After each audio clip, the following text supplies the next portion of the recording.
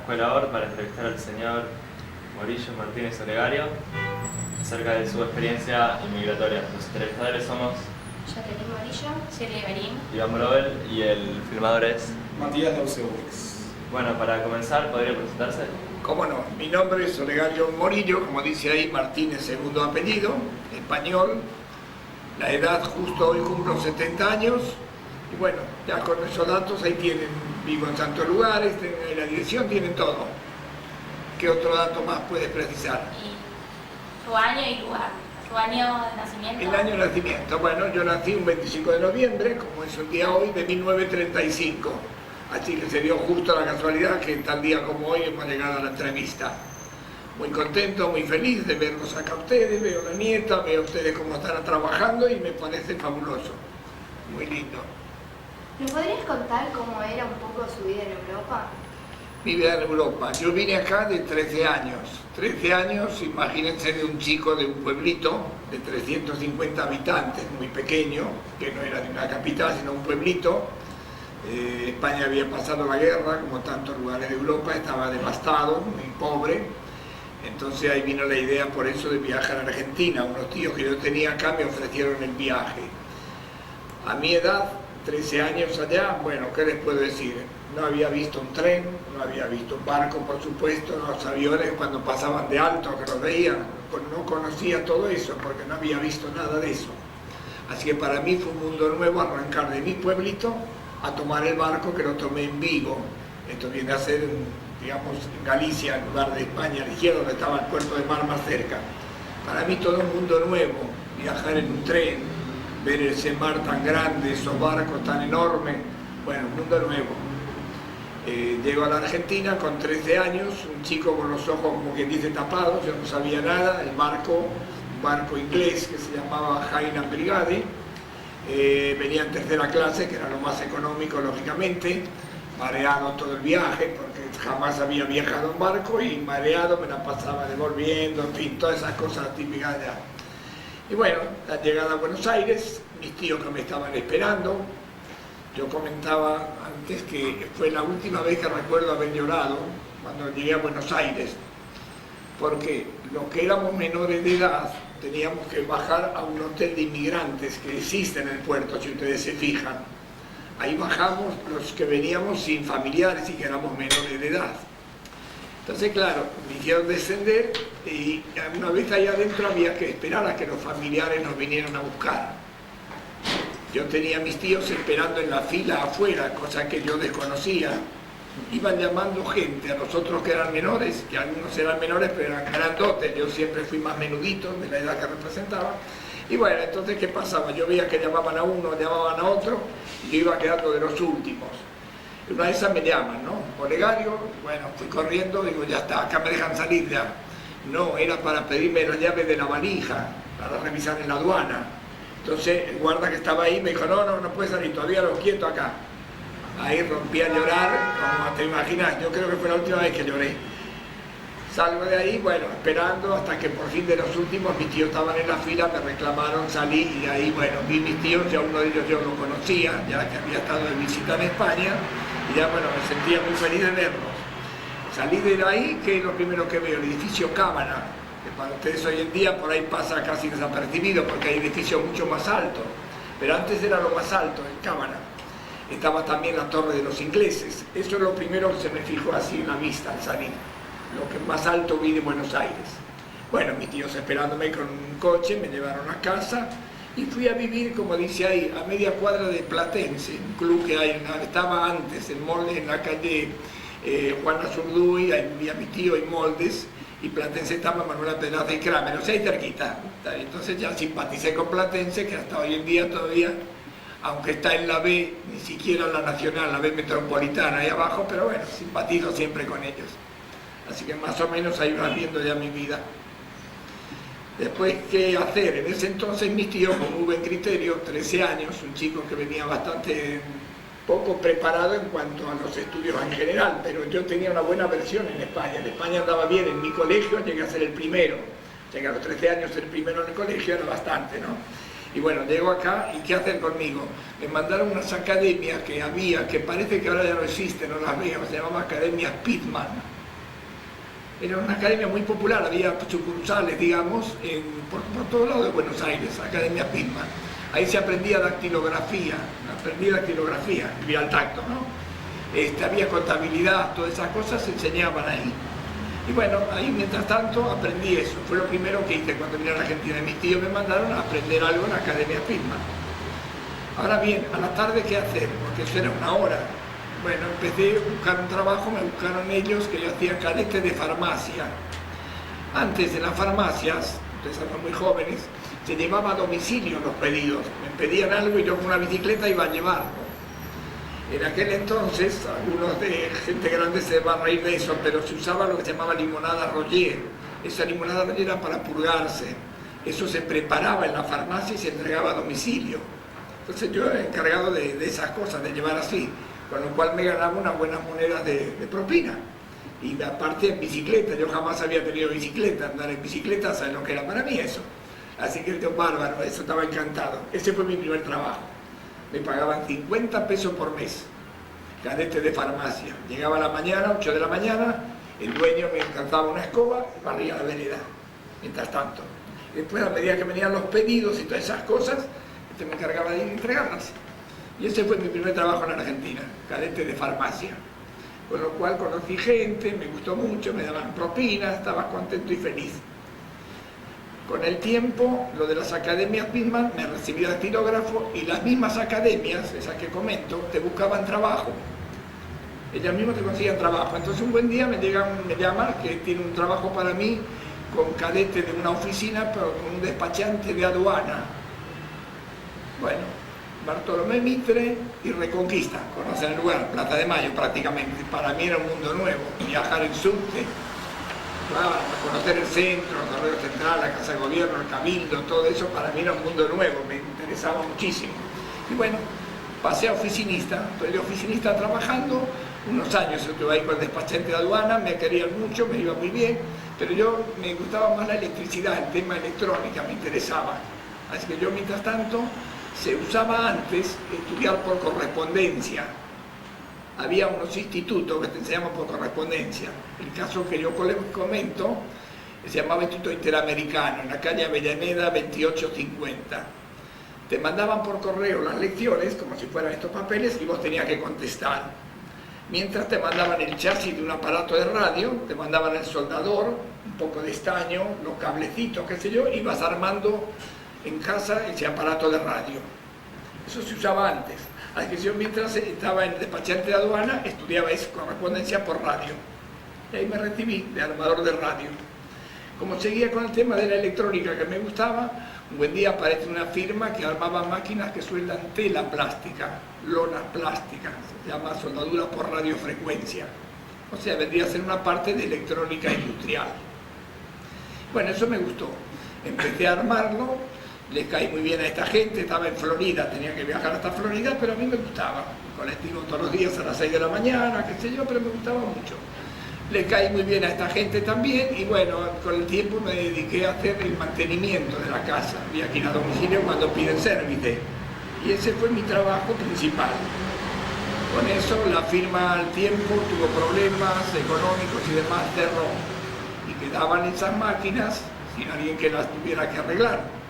En ese caso la misma firma me recomendó a mí, me quedé encargado de eso y con eso me independicé. Y desde ese entonces hasta ahora, hasta que me he jubilado, porque ya estoy jubilado, en electrónica industrial, armado de máquinas y mantenimiento de máquinas soldadoras de tela plástica.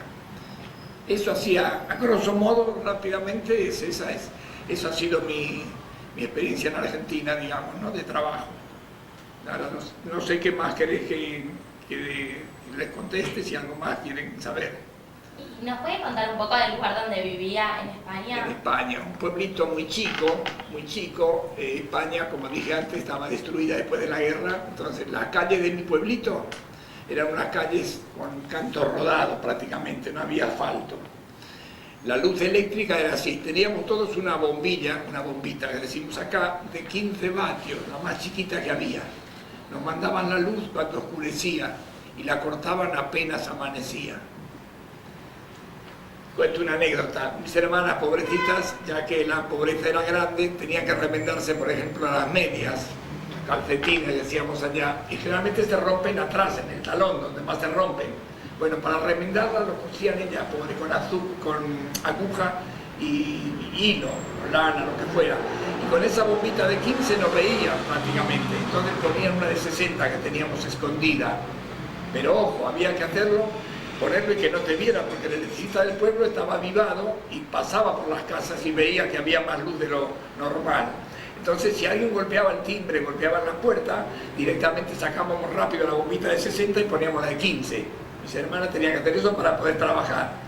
Así estaba el pueblo, o sea que no había luz eléctrica más que esas horas. Vuelta a vuelta se cortaba, cuando había viento, todo muy precario, etc. Las calles, como dije antes, canto rodado. El agua, para tomar agua teníamos un pozo solo en el pueblo, un pozo que decíamos el pozo bueno, porque era agua buena. El agua teníamos que sacarla con una manija, dando tipo noria, dándole nosotros a la manija. Ahí salía, se cargaban los cántaros, estos cántaros de barro, con los cuales llevábamos el agua a casa y con eso vivíamos, digamos, de ahí tomábamos el agua. Los animales para tomar teníamos mulitas, nosotros mulas y burros, si conocen el tema, se araba el campo antiguamente con mulas y con burros, con un arado, no había tractores como hay hoy en día y todas estas cosas. Entonces había que hacer ese trabajo. Y bueno, las mulitas se tomaban en un pilón, decíamos, en vez de decir una pila, en vez de decir una pileta, una pila larga, ahí tomaban. Por tomar, España estaba tan mal que todo se pagaba. Un real, cuando tenía que tomar ese ganado, tenía que tomar agua, nos cobraban un real. El carro tenía las ruedas que eran de hierro, ¿no es cierto? Y eso dañaba la carretera. Entonces, por el rodado de ese carro había que pagar una peseta en España en ese entonces, porque se suponía que gastaban la carretera. Así que las mulas por tomar un real, que eran 25 céntimos, le decíamos un real. La peseta por el que rodaba el carro y podía romper la carretera y demás. Así estaba mi pueblito, un pueblito muy pobre. Nos dedicábamos al campo, pero no había máquinas de segar o como hoy en día tanta maquinaria nueva. Había que hacerlo a mano.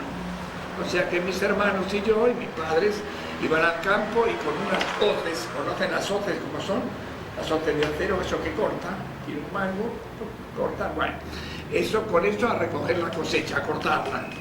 Y esto se cortaba y se tiraba a un costado. Y después venía uno, que era yo, me cargaba con un palo y recogía todo eso y lo amontonaba. Esa era mi misión, yo hacía eso. Había muchas veces que había unas espinas tremendas, decíamos gatuña, que pinchaban unos cardos tremendos. Entonces, guantes, usábamos de guantes, ¿sabe qué? Un gato muerto, le sacábamos la piel y me ponía uno en cada lado. Y sí, porque yo no tenía guantes, no había para guantes. Con eso agarraba y con eso yo agarraba, bueno, y ponía todo en montón. Después venía el carro y con ese carro te cargaba todo, el carrito tirado por 2 mulas, porque no había, dije antes, tractores ni nada de eso. Y yo era el encargado de ir amontonando en el carro todo eso. Me ponía como antes los guantes hechos, que eran la piel de 2 gatos, y con eso, para no pincharme, iba acomodando el carro para cargarlo. ¿Cómo estaba compuesta su familia? Bueno, mi familia, mi padre, mi madre, 2 hermanas y 2 hermanos, y yo. O sea que éramos 5 en total. De todos el más chico soy yo. En este momento, por ejemplo, hay 2 de los hermanos que no viven. Me quedan 2 hermanas solamente. ¿Sobre sus estudios qué podría...? Mis estudios, solamente estudio primario, no daba para más la cosa, pero bien, ya dije antes que llegué a ser primero en el colegio. Entonces, bueno, llego a la Argentina y me acuerdo que acá se usaba en ese entonces 6º grado, se hacía nada más, hasta 6º grado. Y claro, yo vine acá y tenía que precisar yo el diploma, era muy necesario tener el diploma de 6º grado. Entonces, ¿cómo hacer para eso? Bueno, directamente me fui a una maestra, me llevaron mis tíos a una maestra particular y me preparó a ver cómo estaba para dar libre, el examen libre. Ahora bien, había un colegio donde yo fui, se llamaba Castro Munita, o se llama todavía en Belgrano, era calle Cuba y Juramento, por allá estaba. Cuando me vieron más o menos, la maestra me tomó examen, digamos, entre comillas, a ver en qué estado estaba yo. En matemáticas estaba muy bien, en ortografía muy bien, es el día de hoy que recuerdo siempre la B larga, B corta, el acento, todas esas cosas no tengo problema. Pero me faltaba la historia argentina. Entonces, bueno, aprender el preámbulo. ¿no? Los representantes del pueblo nacional argentino reunidos, bueno, eso me lo aprendí.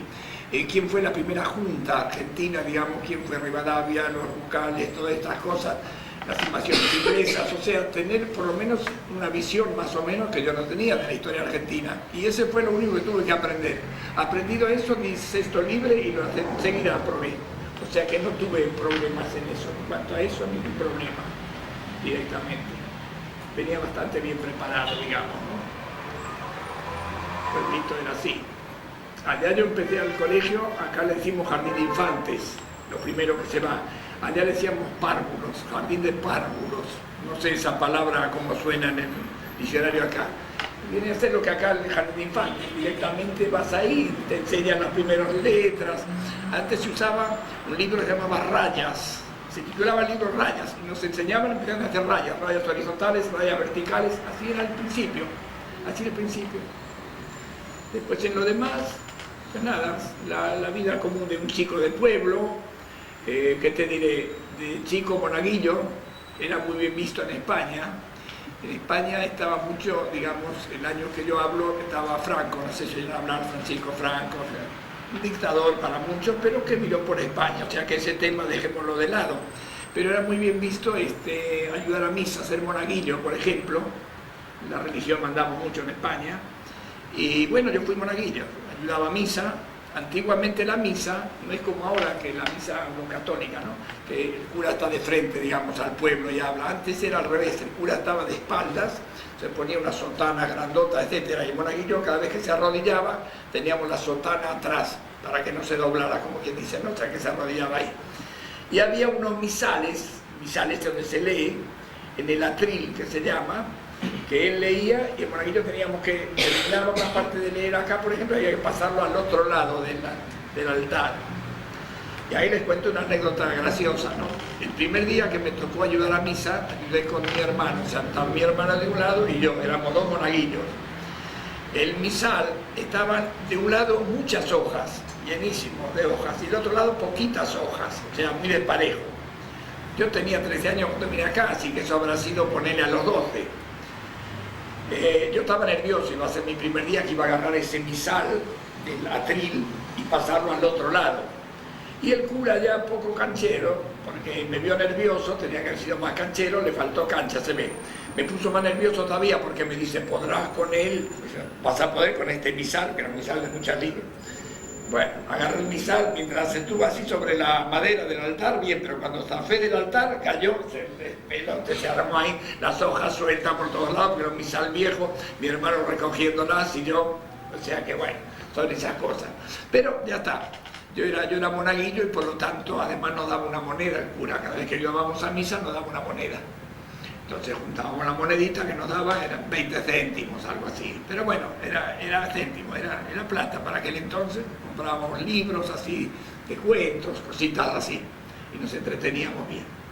Así que bueno, la infancia en sí fue feliz. No puedo decir nada porque dentro de lo que pudieron darme mis padres me dieron, el campo, había que hacer las cosas del campo, monaguillo, y lo típico de allá, ¿Y recuerda a qué jugaba ahí? Jugábamos. Vuelvo al tema de la pobreza. Hoy en día veo a los chicos que tienen tantos juguetes que ya tienen demasías, porque veo que tienen tantos así. Pero aquel entonces no teníamos con qué hacer los juguetes, así que ¿qué hacíamos? Con el barro mismo, formábamos caballitos de barro, hasta le hacíamos la forma de los collares que se le pone al animal para que tire y demás, lo hacíamos con barro también, lo formábamos ahí. Y todo lo mismo.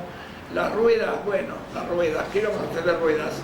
La pomada de los zapatos, decíamos betún nosotros, esos son dos tapas, se ponen unas con otras. Eso lo hacíamos usar de ruedas al carrito que hacíamos, con barro, siempre con barro, no nos quedaba otra. Y te cuento algo más del pueblo. Comer turrón, todo eso, en esos años en España, prohibitivo. ¿Quién iba a poder comer turrón? ¿Quién iba a tener dinero para eso? No. Entonces, ¿qué pasaba? En la época de enero, en la época más fría de España, es invierno, se formaba hielo en los charcos que había atrás de casa, unos charcos ahí de agua, se formaba hielo. Agarrábamos con esas dos cajas de betún, para que no estuviera tan fría la mano, y lo agarrábamos a eso y decíamos que era turrón. Los chicos comíamos esto turrón. No agarramos infección porque Dios no quería. En estos mismos charcos lavaban las tripas de los chanchos. Cuando mataban los chanchos, en la época esa, que es la época que se matan los chanchos en invierno, ahí lavaban las tripas con toda esa porquería. Y sin embargo agarrábamos hielo de ese, decíamos turrón, mirá qué rico, y lo comíamos, lo mordíamos. Y bueno, Dios no quería que nos pasara nada, pero era nuestra vida, era la felicidad esa. ¿Qué vas a hacer? Quería hacer así el turrón. Pues sobre su vida social con sus profesores, con sus alumnos, con bien, sus no, ¿por qué no? Con los compañeros así de estudios y todo bien, me he llevado bien, con los de trabajo lo mismo, generalmente me apreciaban, tuve suerte en ese aspecto, porque bueno, caer bien a veces en la vida no es solo caer bien, es muy importante, porque si algo por más que haga no le cae bien a alguien, mala suerte, pero no, yo tuve suerte en eso siempre, caí bien acá. ¿Podría decirnos por qué decidió emigrar a su familia? Porque emigré por la situación como estaba en España. En España la situación era muy mala, toda Europa estaba muy mal después de la guerra. Entonces acá, ¿qué pasa? Acá yo tenía mi tío, uno de mis tíos que era mi padrino, o sea, coincidió que él estaba en España cuando yo nací y me bautizaron y él hizo de padrino. Entonces ese mismo padrino fue el que me dijo si quería venir a la Argentina. Entonces, bueno, dada la situación como estaba allá, acepté con gusto, mi familia aceptó, que uno piensa que a esa edad uno es, bueno, la ilusión sí, voy, pero no tiene una noción bien cabal de todo. Así que piensa que si para mí fue, digamos, difícil, entre comillas, ¿no? Porque separarme de mis padres, etcétera, pero cómo habrá sido para ellos también, sobre todo mi madre, que ya en ese momento era viuda, mi padre había fallecido cuando vine. Así que bueno, te imaginas lo que fue eso, pero el motivo de emigrar fue eso, la pobreza que había en Europa estaba muy mal. Y bueno, acá Argentina ofrecía otras nuevas perspectivas, que por cierto, muy bien, yo vine en la época, acá estaba ese año Perón, no sé si oyeron la historia argentina, saben de Perón, acá había mucho trabajo, me trataron muy bien, acá en el país yo llegué, me pusieron una visitadora social que venía a controlar dónde yo dormía, con quién estaba, mis tíos si me sacaban a pasear, qué compañeros tenía. Enseguida uno llega a esa edad y se hace de amigos. Al lado de casa está Anselmo, que ya lo conoce bien, y que es el amigo que tengo de aquel entonces, el primer amigo que tuve y que hoy en día estamos amigos igual, ¿no? Llegué y me dijo, ¿querés salir conmigo? ¿Querés ser amigo mío? Y demás. Vivía al lado de casa, sentado. Y a esas edades uno es fácil hacerse, relacionarse con otros chicos. Así que me hice enseguida amigo de ellos, íbamos a bailar, íbamos a lo que fuera, la edad típica de los bailes y todo, ¿no? Y bien, la verdad que todo muy bien.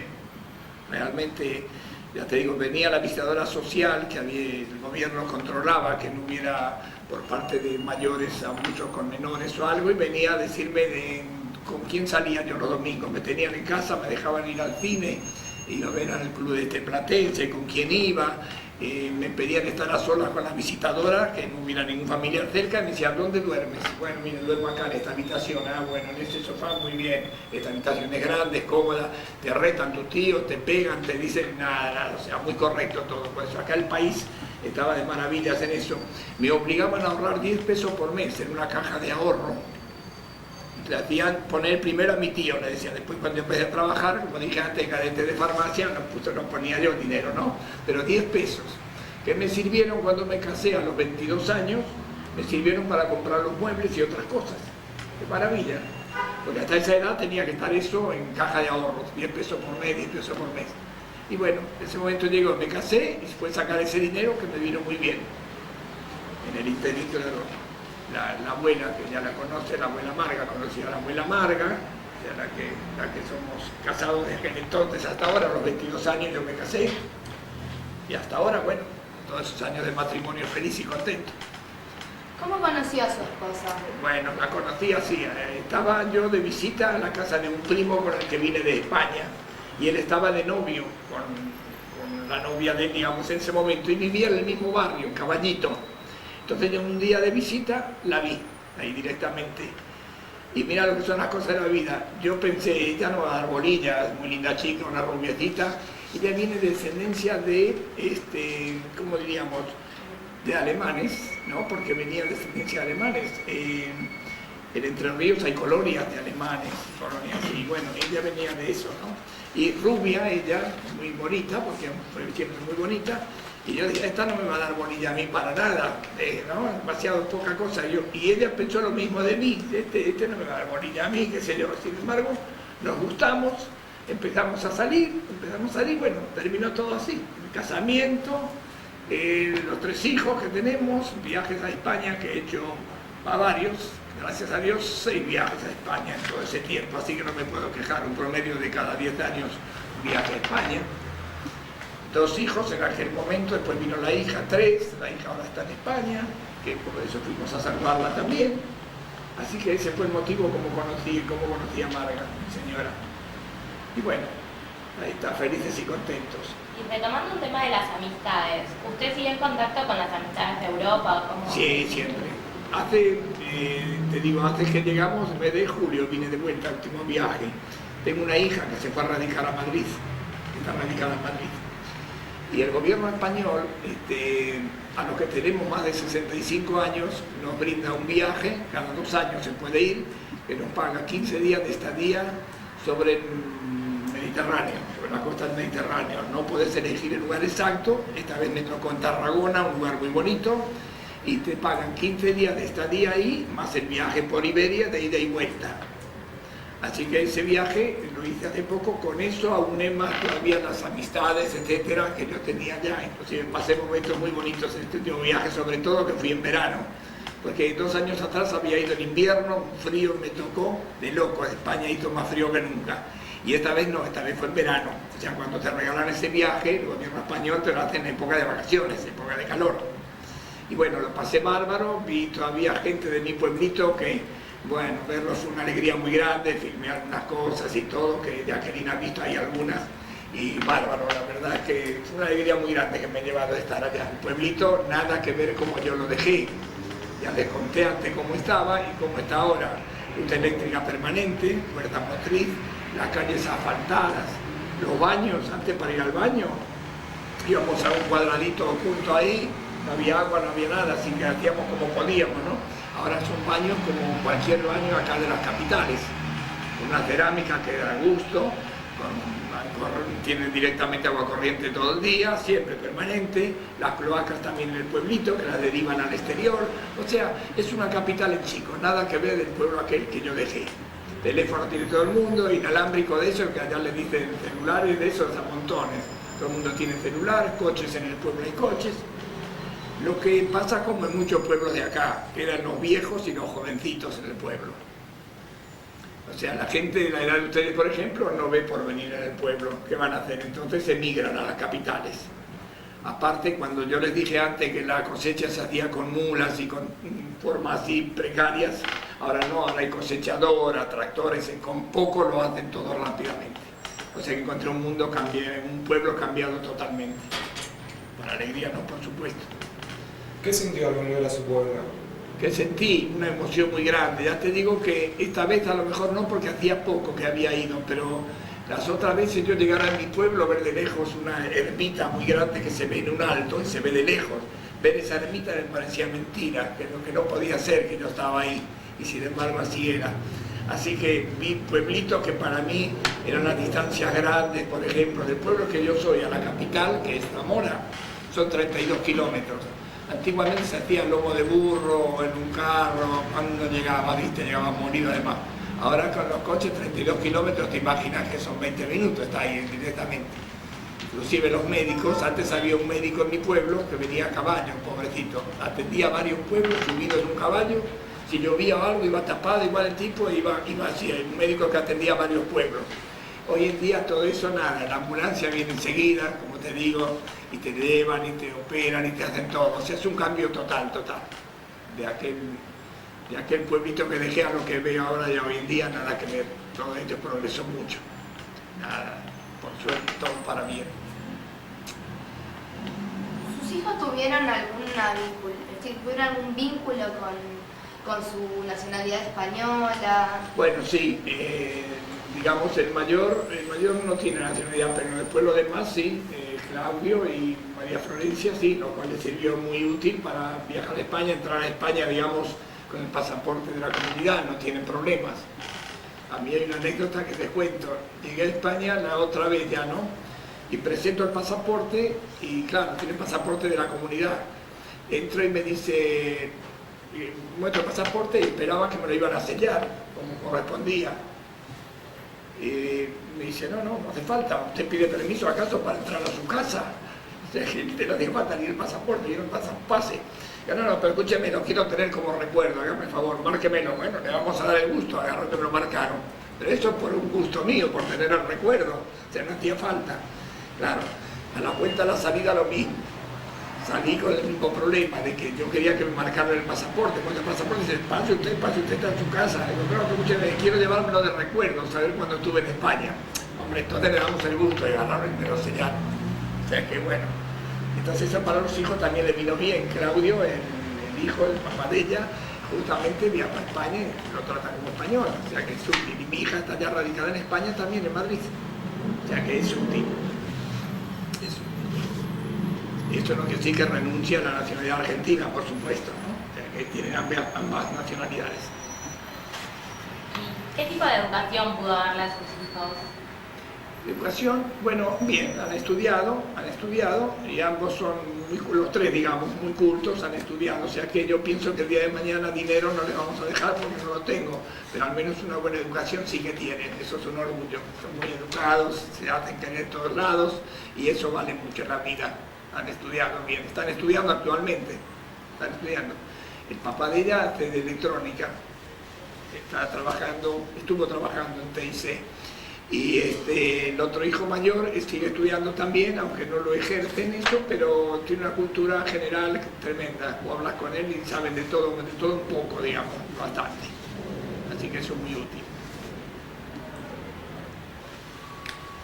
¿Se acuerda cuando usted llegó acá en qué situación estaba el país? ¿Cómo estaba Sí. políticamente, socialmente? Sí, yo vine en el año 49, como dije antes. Acá había mucho dinero, había mucho trabajo. Argentina estaba muy bien, la época de Perón.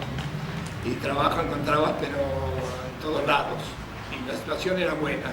Se decía que no cabía el oro en las arcas del Banco Central. Me parece a lo mejor exagerado, pero se decía así. O sea que Argentina estaba muy bien.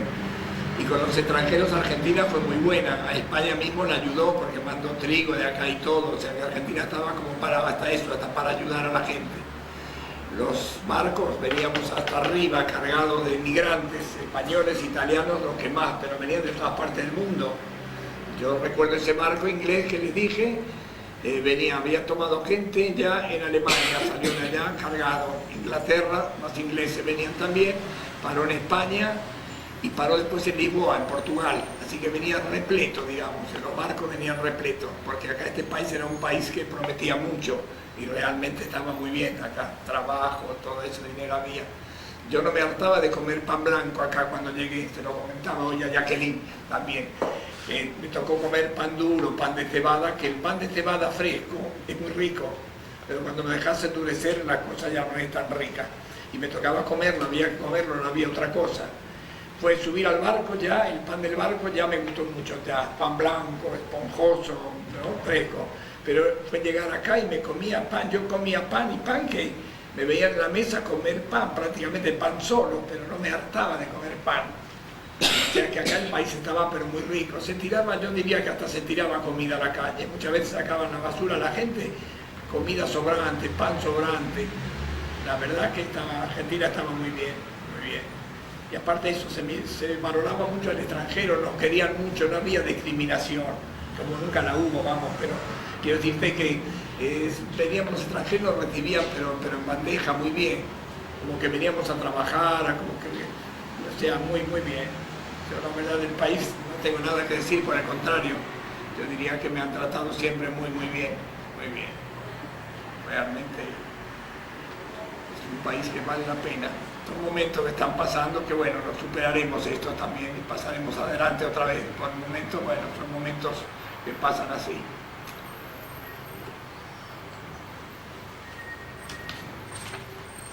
¿Usted se vinculó con gente también extranjera? Acá en Argentina? Sí, siempre, porque quiera que no, uno está ligado siempre al pueblo español, siempre el Centro Zamorano, por ejemplo, al saber que soy de Zamora, me anotaron como socio, soy socio, siempre voy para allá, pero también voy acá al centro de jubilados, por ejemplo, ya estoy jubilado, A los 65 ya estaba jubilado. Y hay centros jubilados cerca de casa. Y ahí voy siempre también. ¿Viste? Se lo pasa uno muy bien. Yo no sé jugar al truco, que la mayoría juegan al truco y se entretienen mucho. Yo no sé jugar al truco, no sé, no me gusta, no aprendí. Pero por ejemplo hay lugares que hay tejo, conocen el tejo, ¿no? Bueno, el tejo ahí más o menos, ahí me defiendo, me entretengo, alguna copa de esas de plástico que dan, pero copa al fin, te ilusiona porque bueno, ganaste una copa y demás, y bueno, lo pasamos bien así que sí, siempre vinculado. No, a mí me gustó siempre darme con la gente. En mi trabajo inclusive, cuando voy de servicio a reparar máquinas, bueno, hay gente de toda nacionalidad, de toda forma de pensar, etcétera, y nunca tuve problemas, al contrario. Yo, digamos, me gusta la gente y parece que caigo bien a la gente también, que es muy importante. Con suerte, ¿no? Sí. ¿Estuvo relacionado con alguna institución? ¿El qué? Si estuvo relacionado con alguna institución.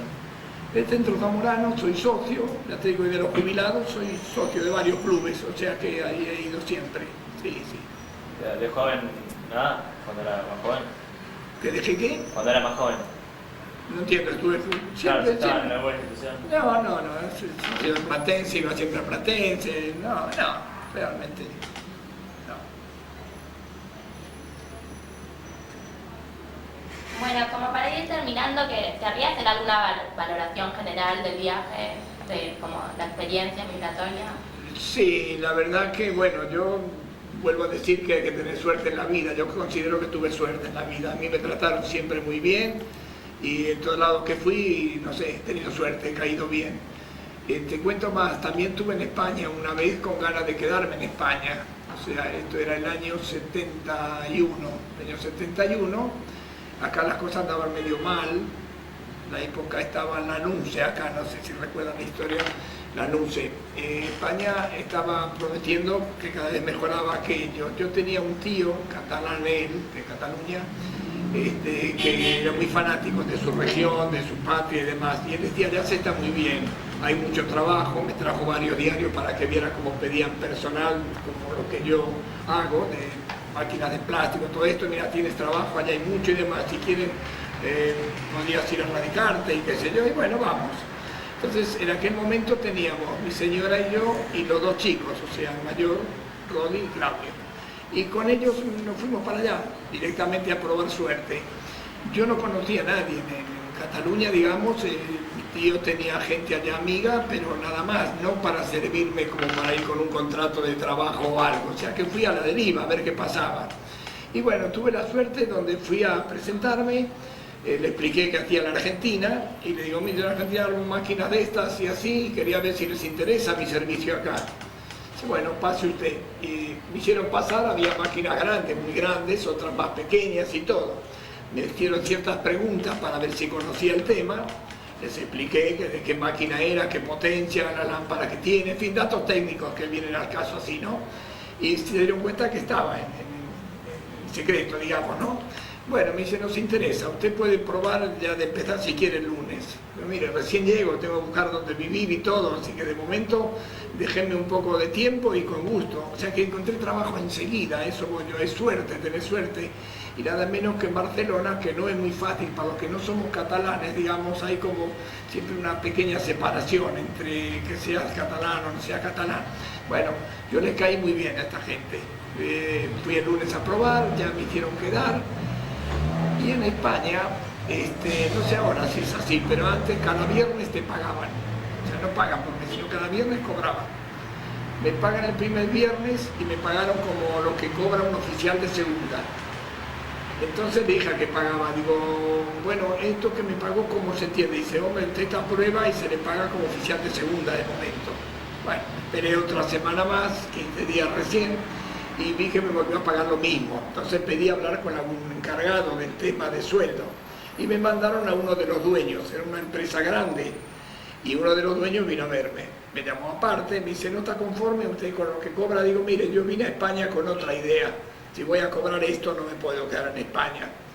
Hombre, usted recién llega, y son 15 días que lo tenemos acá. Ya vemos en 15 días que usted en la parte técnica anda muy bien, conoce el tema. Pero faltaría ver su carácter, cómo es con sus compañeros, cómo se lleva usted con el encargado, todos esos detalles, precisamos más tiempo. Mira, lo que pasa es esto, digo que yo si no cobro más que esto me tengo que ir de la casa. Yo esperaba directamente que viniera una patada y nomás se hubiera echado. Mira, este viene con 15 días con pretensiones acá, nadie lo conoce. Sin embargo, no. Me dijo, bueno, vamos a hacer una cosa. Usted ya queda definitivo, porque normalmente son 3 meses de prueba que me podían echar sin pagar. En cambio, así me dice, no, directamente ya usted se queda definitivo. Lleve usted a su señora y sus hijos a anotarse en bienestar social y todas estas obras, cosas que quedan para anotarse, y ya se quedan.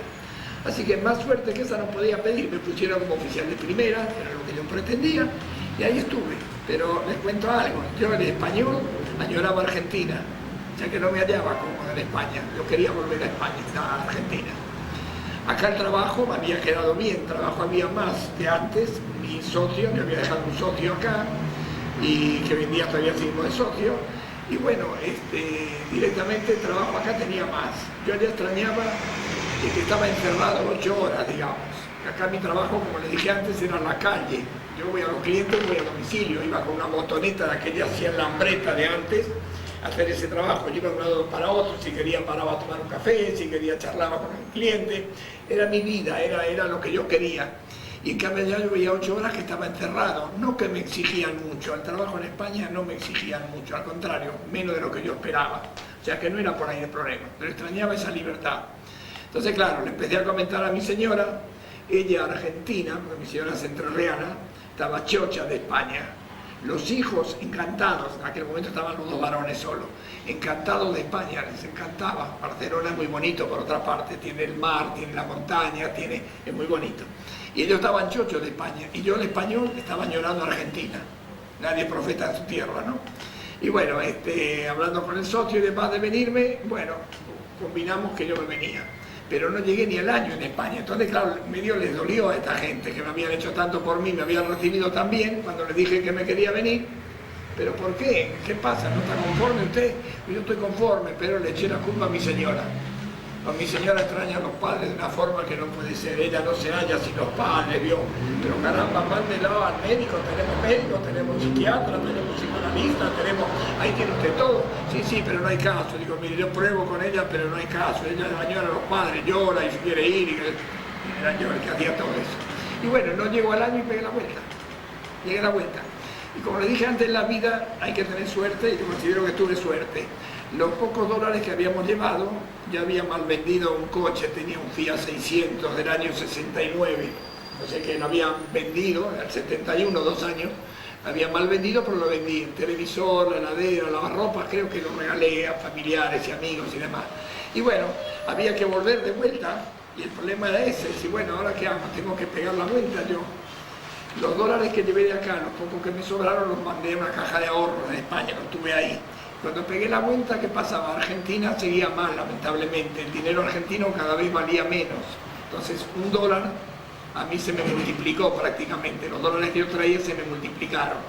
Entonces, con eso me armé de un lavarropas 0 kilómetros, digamos, una heladera, un televisor, todo nuevito. Y para más a pagar en cómodas cuotas. Me faltaba solo el coche. Entonces, el tema del coche era otro. Yo ya comprarlo otra vez nuevo, 0 kilómetros, era difícil. Entonces me compré un coche viejo, un Fiat 1100, capaz que ustedes ni lo ven porque es muy viejo. El último modelo salió el año 63. Bueno, uno de esos modelos del año 63 fue lo que compré. Pero yo ya tenía mi coche. Mi casa, había recuperado mi casa, porque cuando llegué le dije a los inquilines que yo volvía.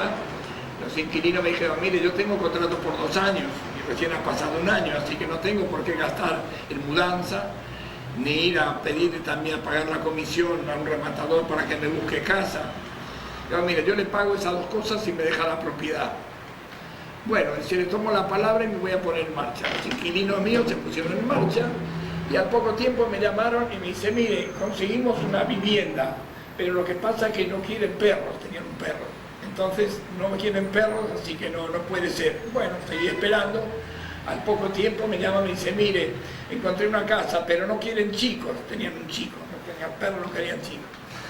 Claro, no sé si era verdad o me lo decían con ánimo de ablandarme para que yo aflojara algún dinero, ¿no? Entonces, bueno, dejé pasar una semana y los llamé yo y me dice, mire, encontramos una casa que no importa el perro ni el chico, pero no tiene placares como el suyo. El mío tenía placares embutidos.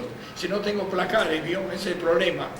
Bueno, no va a pretender que yo le compre un placar a usted. No, dice, pero que me diera la entrada, sí. Dice, porque tengo que dar una entrada y pues lo pago por mes, el placar. Pero bueno, le tomo la palabra. Le pago entonces la entrada para el placar y le pago la mudanza que tiene que hacer usted y la comisión, pero a condición de que a fin de mes me deje libre mi casa. Sí, cómo no, tomo la palabra. Y así fue. Entonces voy a esto, que es suerte en la vida. Recuperé mi casa de vuelta. Tuve mi heladera, mi televisor, mi lavarropas nuevitos a pagar en cómoda cuota. Los dólares que había traído se me multiplicaron. Acá estaba la NUS en ese momento. Me acuerdo siempre cuando vine. Y pues te digo que es suerte en la vida, no es que yo hice las cosas bien o que no, me salieron bien así. España que me da trabajo enseguida, me canso de España, pego la vuelta y acá también la planta se me multiplica, me armo otra vez de todas las cosas, hasta el coche, lo único que fue el coche viejo, pero ya tenía coche, tenía mi clientela, así que la vida es cuestión de suerte también. Dios quiso darme esa mano y bueno, a ver qué preguntita tiene por ahí. Le agradecemos muchísimo toda la información que nos ha aportado y le queríamos preguntar si necesita agregar algo, si... No, que mi vida en general estoy muy feliz, muy contento, mis 70 años también muy contento porque me hallo bien. ¿Qué más puedo decir? La familia que me tocó hermosa, la nieta que tenemos una, la vista y todo muy contento y feliz. Así que ¿qué más se puede pedir? Nada, yo creo que habiendo salud ya está.